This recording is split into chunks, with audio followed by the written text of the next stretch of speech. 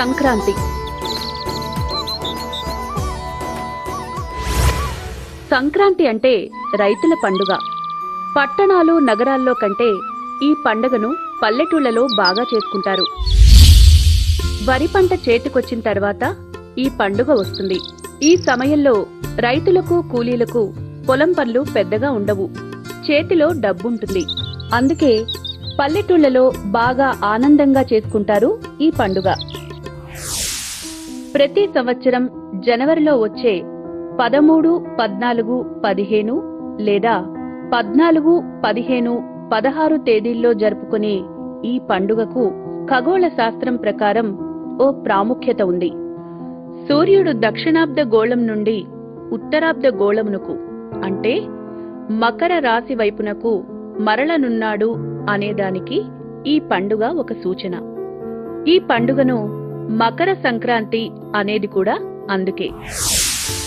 దక్షిణ భారతదేశంలో ఆంధ్రప్రదేశ్తో పాటు తమిళనాడులోనూ ఈ పండుగను ఘనంగా చేసుకుంటారు. తమిళనాడులో ఈ పండుగను పొంగల్ అని అంటారు.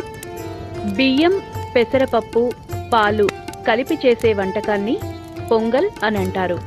సంక్రాంతికి పొంగలిని తప్పనిసరిగా చేస్తారు. ఈ వంటకం పేరు మీదుగా పండుగను పొంగల్ అని పిలుస్తారు. ఆంధ్రప్రదేశ్లో ఈ పండుగ కోలాహలం నెల రోజుల ముందు నుంచే మొదలవుతుంది. ఈ నెలను ధనుర్మాసమని పిలుస్తారు. ఈ నెలలో హరిదాసులు హరినామ సంకీర్తనతో భిక్షాటన చేస్తారు.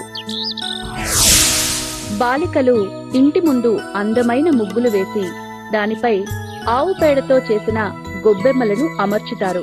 ఈ గొబ్బెమ్మలపై బంతి, గుమ్మడి వంటి పూలు పెట్టి గొబ్బెమ్మల చుట్టూ తిరుగుతూ పాటలు పాడుతారు. గంగిరెడ్లు ఆడించేవారు వస్తారు. వారు చెప్పినట్టల్లా అవి ఆడతాయి. గంగిరెడ్లు అంటే అందంగా అలంకరించిన ఎడ్లు. ఈ నెలలో బుడబుక్కల వారు పల్లెటూళ్లలో భిక్షాటన చేస్తారు. ధనుర్మాసం అంటే విష్ణుమూర్తికి ఎంతో ఇష్టం. విష్ణు భక్తులు గోదాదేవి వివాహానికి సంబంధించిన తిరుప్పావై అనే పద్యాలను వేకువజామున చదువుతారు. సంక్రాంతి పండుగ 3 రోజుల పాటు సాగుతుంది. మొదటి రోజు భోగి. ఈ రోజు తెల్లవారుజామున భోగి మంటలు వేస్తారు.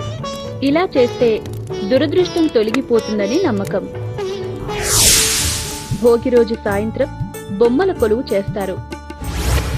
పొద్దున్నే లేచి తలస్నానం చేసి కొత్త దుస్తులు ధరిస్తారు. చిన్నపిల్లలకు రేగిపళ్ళు, పూల రేకులు కలిపి తల మీద పోస్తారు. వీటినే భోగిపళ్ళు అంటారు. సంక్రాంతి రోజు అరిసెల వంటి పిండి వంటలు చేస్తారు. కుటుంబ సభ్యులందరూ కలిసి ఆ రోజు సంతోషంగా గడుపుతారు. కొన్ని ప్రాంతాలలో గాలిపటాలు ఎగురవేస్తారు. పందాలు నిర్వహిస్తారు. పందాలు జరిగేటప్పుడు ఆకాశం రంగురంగుల గాలిపటాలతో నిండిపోయి ఎంతో అందంగా ఉంటుంది.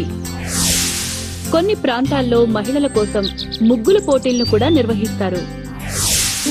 40 రోజుల దీక్ష తర్వాత అయ్యప్ప స్వామి భక్తులు అయ్యప్పను మకర జ్యోతిని దర్శించుకునేది ఈ రోజే. 3వ రోజు కనుమ. ఆ రోజు పశువులను అందంగా అలంకరిస్తారు, పూజిస్తారు. ఎడ్ల పందాలు నిర్వహిస్తారు. కోడి పందాలు జరుగుతాయి. చూడ్డానికి అవి ఎంతో బాగుంటాయి.